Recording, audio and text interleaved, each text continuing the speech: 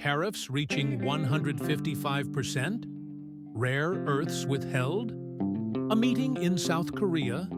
The US-China trade showdown is back, and this time the stakes might be higher than ever.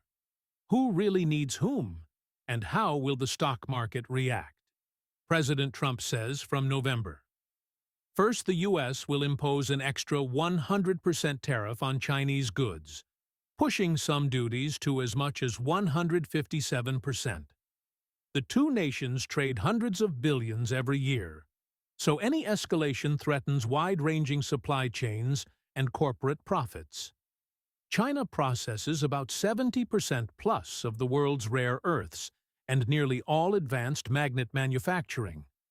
By restricting exports, Beijing gains leverage over U.S. industries like AI, semiconductors, EVs, and defense. The U.S. is scrambling, signing deals with Australia and other allies to reduce reliance. Does the U.S. need China more, or does China need the U.S.? The U.S. needs access to rare earths manufacturing supply chains and a stable export market.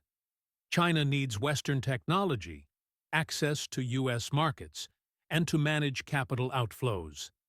In a trade standoff, both sides have vulnerabilities, but markets often assume a deal gets done. If a deal is not reached, tariffs rise, supply chains break, sectors like tech and autos suffer, and the U.S. stock market could drop as risk premium increases. If a deal is reached, tariffs roll back, rare earths flow, tech and industrial sectors rally. Sentiment improves.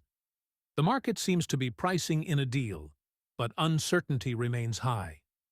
Large tech players, semiconductors, and rare earth supply companies stand to benefit most in a positive outcome.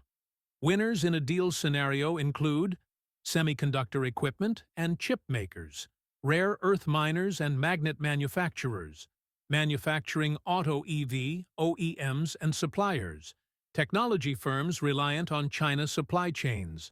On the flip side, sectors exposed to Chinese exports may be at risk if tariffs escalate.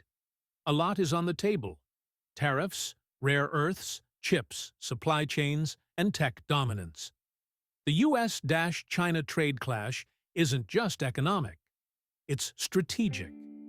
Watch the meeting in South Korea, the rare earth flows, and how markets react. Because in this game, everyone's counting on someone else's move.